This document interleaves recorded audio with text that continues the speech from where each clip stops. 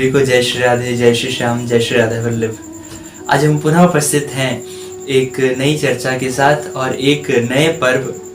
और ये पर्व जो है, कहते हैं कि हमारे सत्य सनातन धर्म में, हिंदू धर्म में दो सबसे बड़े पर्व होते हैं। एक होली का पर्व जो होता है और दूसरा दीपावली का पर्व। दोनों पर्व जो हैं वो ये प्रदर्शित करते हैं कि अधर्म चाहे कितना बलशाली क्यों ना हो, लेकिन धर्म की एक छोटा सा टुकड़ा भी उस अधर्म को परास्त कर सकता है।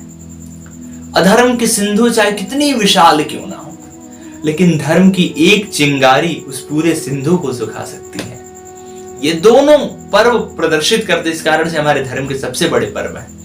होली पर्व में हिरण्यकशिपु, जिसके भय से स्वयं भगवान भी उसके हृदय में जाके छिप गए थे, ऐसा बलशाली हो, लेकिन इतना बलशाली होने के बाद भी श्री प्रहलाद जी महाराज का बाल बांका नहीं कर पाया।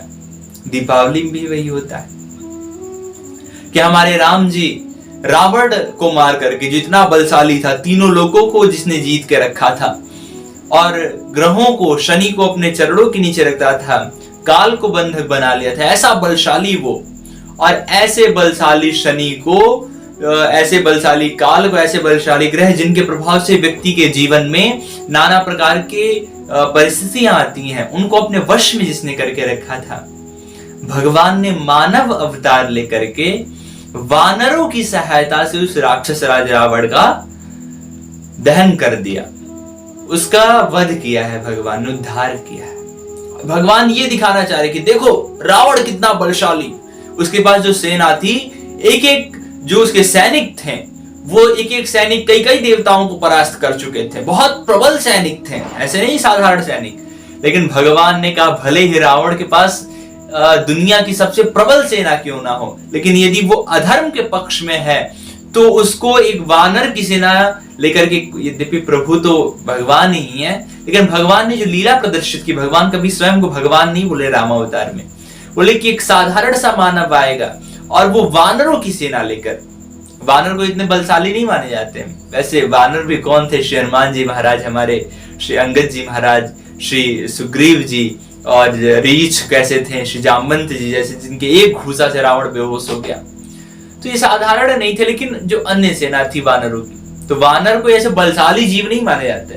कभी आपने जगत में सुना है कि कोई कह रहा हो अरे भैया उनके बल की क्या ही बात, वो तो बानर के समान बलशाली हैं, सिंह के समान बलशाली, हाथी के समान, गज के समान बलशाली तो सुना है, लेकिन क्या कभी सुना है कि बानर के समान बलशाली? बानर बलशाली जीव नहीं है, चंचल जीव है।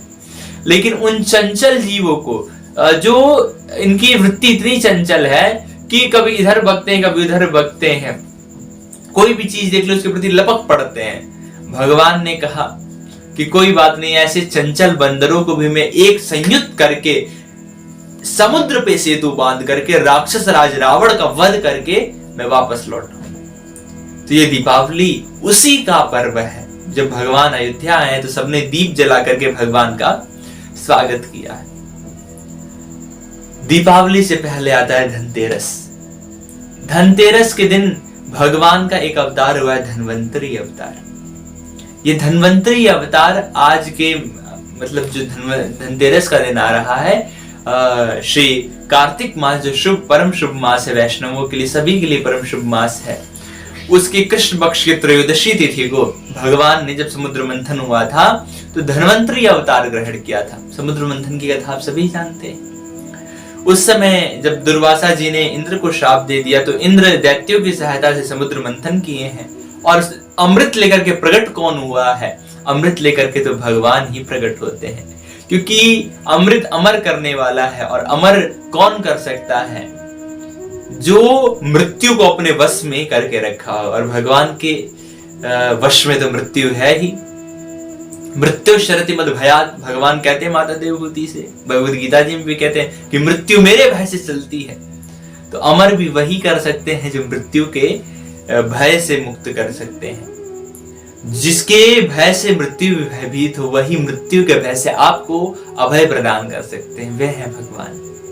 ऐसे धन्वंतरी भगवान, जो औषधि और जो ये आयुर्वेद है इसके आचार्य हैं, इन्होंने धनतेरस के दिन अवतार ग्रहण किया था और अमृत लेकर के प्रकट हुए थे। अमृत एक औषधि भी होती है जीवों के लिए, क्योंकि अमृत का पान करने वाला कभी वृद्ध नहीं होता है। कई सारे गुण होते हैं अमृत के। अमृत का पान करने वाला रोगी नहीं होता है, कई चीजें होती हैं अमृत की, और मरता नहीं, तो जगत प्रसिद्ध बात है। तो अमृत औषधि भी है, इसीलिए भगवान ने धन्वंतरी अवतार लिया और आयुर्वेद का उन्होंने उपदेश किया है। तो ये धनतेरस का जो दिन होता है, इस दिन भगवान धन्वंतरी की पूजा करनी चाहिए। यक्षराज कुबेर को भी वरदान मिला है कि आज के दिन आपकी जो पूजा करेगा वो हमेशा धन संपदा से परिपूर्ण रहेगा। और वैसे भी युग अर्थ प्रधान है, लक्ष्मी प्राप्त हो रही है, तो बहुत आवश्यक है अर्थ हमारे लिए। और उस अर्थ की प्राप्ति के लिए हमें आश्रय भी भगवान का ही लेना चाहिए, कि भगवान तो सब कुछ देने वाले हैं। तो ये धनतेरस का जो महापर्व है, इस पे भगवान धन्वंतरी की, श्री कुबेर जी की पूजा करें। और धनतेरस के दिन विशेषतः आप घी के दीपक प्रज्वलित करें। चौमुखा जो दीपक होता है अपने घर के मुख्य द्वार पर लगाएं, वहां पे स्वास्तिक आदि शुभ चिन्हों को बनाएं। वहां पर उस चौमुखे दीपक में घी डाल करके प्रज्वलित करें, या तिल का तेल या सरसों के तेल से प्रज्वलित करें। और फिर धनतेरस के दिन जितना हो सके सोना चांदी यदि आप खरीदना, आभूषण खरीदना है, इन चीजों को खरीदना चाहिए। और कहते हैं इस दिन जो भी संपत्ति आप लेते हैं, उस संपत्ति में दिन प्रतिदिन वृद्धि होती रहती है। इसके पश्चात आता है नरक चतुर्दशी। त्रयोदशी बीत गई और इसके बाद आ गई नरक चतुर्दशी। नरक चतुर्दशी कैसी होती है? नरक चतुर्दशी होती है जब भगवान ने नरकासुर का वध किया था। ये नरकासुर कौन है? ये भौमासुर इसे कहते हैं, नरकासुर भी इसे ही कहते हैं। ये भूमि का पुत्र है और इसने 16,100 कन्याओं को बंदी बना के रखा था और एक संख्या नियत करके रखी थी, इतनी संख्या होने के बाद मैं इन कन्याओं के सहित साथ विवाह कर लूंगा। अब कन्याओं को बंदी बना के रखा तो भगवान ने आकर के इसका वध किया है और उन कन्याओं को भगवान ने मुक्त कराया उसके भय से। और उनके भय से मुक्त करा के भगवान ने कहा कि आप बताइए किस किस राज्य से हैं। उन्होंने कहा प्रभु, अब यदि आप हमारे राज्य का पता लगा के, पिताजी के घर का पता लगा के हमें भेज भी देंगे तो हमारे घर पे या ये समाज हमें स्वीकार नहीं करेगा। हमारे पास दो मार्ग है बस, या तो हम गलत मार्ग में चले जाएं, अथवा दूसरा जो है वो ये है कि हम आत्महत्या कर लें। तो हम उच्च कुल की स्त्रियां हैं, इस कारण से हम गलत मार्ग में तो नहीं जाएंगे। दूसरा मार्ग ही एक मार्ग हमारे पास बचा, आत्महत्या कर ले। भगवान को दया आ गई, क्योंकि संपूर्ण जगत भगवान से ही प्रकट हुआ है। और ये जो देवियां हैं ये कोई सामान्य देवियां नहीं है, वेदों की ऋचाएं ही हैं ये। और पूर्व जन्म में जिनकी ये इच्छा थी भगवान उन्हें पति रूप में प्राप्त हो, वे ही आए हैं। ऋषि मुनि जिनकी जो भगवत प्राप्ति की इच्छा रखते थे, भगवान की कांत भाव से उपासना करते थे, वे ही इन पटरानियों के रूप में आए। वेदों की जो ऋचाएं थी वे ही इस रूप में आई हैं। कहते हैं वेदों की ऋचाओं ने जब भगवान की स्तुति करी तो मोहित हो गई भगवान से, तो कुछ तो गोपियों के रूप में आए और जो 16,100 थी वो इन पत्नियों के रूप में आई हैं। तो ये मंत्र ही वेदों के आए हैं इनके रूप में, साधारण कोई नहीं है। लोग कह देते हैं भगवान ने 16,108 विवाह किया, लेकिन कारण नहीं जानते ना भगवान ने क्यों किया विवाह। भगवान ने 16,108 विवाह इसलिए किया था कि जो वो कन्याएं हैं वो आत्महत्या करने की इच्छा रख रही थी, क्योंकि बोले कि समाज तो हमें स्वीकार करेगा नहीं, गलत मार्ग में हम जा नहीं सकती, एक उपाय बचा, आत्महत्या कर ले। भगवान ने कहा कोई बात नहीं, जिसे कोई स्वीकार नहीं करता उसे हम स्वीकार कर लेते हैं। हारे का सहारा बाबा श्याम हमारा, जो हारा होता है मां सैव्यम पराजिता, तो जो सारे जग से हारा होता है उसे भगवान स्वीकार कर लेते हैं। इसी कारण से तो ये सबसे दयालु कहे गए हैं। भगवान ने कहा द्वारिका जाइए। इसके बाद भगवान ने इनके साथ विवाह संपन्न किया। और अब त्रयोदशी हो गई, चतुर्दशी हो गई, अब जो अमावस आती है ये होता है दीपावली का पर्व। दीपावली का अर्थ होता है दीपों की पंक्तियां। और ये दीपों की पंक्तियां प्रारंभ कहां से हुई थी? श्रीधाम अयोध्या से प्रारंभ हुई थी ये पंक्तियां। जब हमारे प्रभु श्री रामचंद्र जी अयोध्या में प्रवेश किए हैं, नगरवासियों को पता चला कि राम जी हमारे आए हैं, बड़ी प्रसन्न हुए, बड़े प्रसन्न थे सबने अपने घरों पे खूब दीपक से सजा दिया। क्यों दीपक क्यों जलाया? क्योंकि देखिए भगवान को कहा गया है ब्रह्म जो होते हैं वो तेज स्वरूप होते हैं, परमात्मा तेज के स्वरूप होते हैं, प्रकाश स्वरूप है भगवान, प्रकाशमय स्वरूप है। और ऐसे भगवान स्वराट है ना, स्वेनई विराटति थी स्वराट, भगवान स्वयं तेजोयमान है। तो स्वराट भगवान का आगमन हुआ है, तो उनके आगमन में अंधकार कैसे रखे? क्योंकि जब से भगवान चले गए थे अयोध्या वासियों के हृदय का उल्लास भी खत्म हो गया था। अब जब भगवान आए तो खूब उल्लास प्रकट हुआ, खूब दीपक लगाए, खूब आतिशबाजियां हुई और भरपूर उत्साह प्रकट किया। तो वही उत्साह, वही आनंद आज भी हम दीपावली के माध्यम से मनाते हैं। खूब उत्साह से दीपावली मनाइए। और देखिए ये दीपावली परम पवित्र त्योहार है, पर्व है, तो इसको पवित्रता के साथ ही मनाना चाहिए।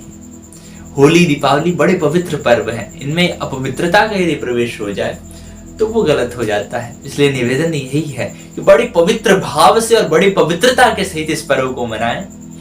और आशा हम यही करते हैं कि जैसे श्री राम जी के आगमन से सभी अयोध्या वासियों ने पूरे अयोध्या नगर को प्रकाश से भर दिया था, उसी प्रकार से जिस श्री रघुनाथ जी का आगमन ही हो रहा है। क्योंकि प्रभु का जो भी लीला होती है और जब उस लीला का संस्मरण दिवस आता है, उस दिवस में क्या होता है कि प्रभु पुनः आते हैं।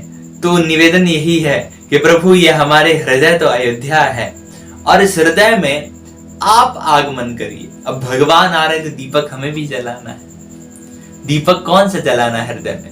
यह है भक्ति का दीपक, प्रेम का दीपक। इसे यदि आपने जला लिया, फिर उसके बाद श्री रघुनाथ जी इस हृदय में प्रवेश कर जाएंगे। तो बहुत सारे हैं, समय की कमी है, कभी फिर से इस विषय पे चर्चा करेंगे। तो आज प्रमुखतः हमारी चर्चा थी धनतेरस, नरक चतुर्दशी और दीपावली के ऊपर। इस बार की जो दीपावली पड़ रही है, ये दीपावली के दिन, अमावस्या के दिन श्री सूर्य ग्रहण लग रहा है। और सूर्य ग्रहण लग रहा है इस कारण से दीपावली, क्योंकि अमावस्या पूर्व में ही लग जा रही है, तो दीपावली पूर्व में ही पड़ रही है। चतुर्दशी के बाद ही दीपावली मान ली जाएगी, उसी दिन की दीपावली मानी जा रही है। और नरक चतुर्दशी भी मनाई जाएगी, दीपावली भी मनाई जाएगी। फिर सूर्य ग्रहण पड़ रहा है, तो सूर्य ग्रहण है तो एक तरीके से ग्रहण भी पर्व होता है।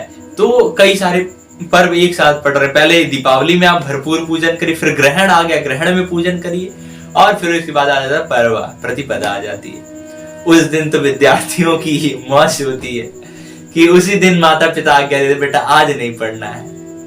तो इस प्रकार से हमारा ये धर्म नाना प्रकार के उत्सवों से, नाना प्रकार के पर्वों से, नाना प्रकार के त्योहारों से अलंकृत है। इस कारण से सबसे सुंदर है हमारा ये सत्य सनातन धर्म।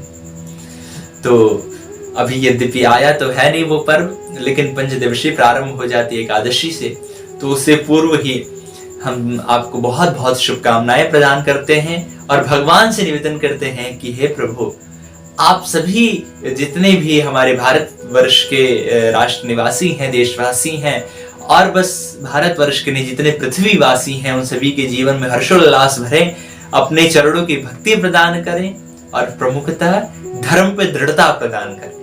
इसी निवेदन के सहित अपनी वाणी को विश्राम दे। उससे पूर्व एक और छोटा सा निवेदन है कि हमारा धर्म जब इतना सुंदर है, इसकी सुंदरता को और समलंकित करते हैं वे मंदिर जिसमें हमारे श्री ठाकुर जी निवास करते हैं।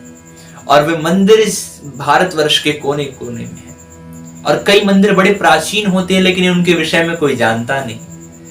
तो यदि आपके आसपास कोई है ऐसा मंदिर जिसके विषय में लोग नहीं जान रहे हो अथवा जान भी रहे हो, और आप चाहते हैं कि हाँ कुछ लोग और जाने इस विषय में, तो वहाँ की जो भी इतिहास है, जानकारी, जो भी कथा है वहाँ की, उसे लिख करके हमारे ईमेल आईडी पर मेल करें अथवा हमारे व्हाट्सएप नंबर पर व्हाट्सएप कर दें।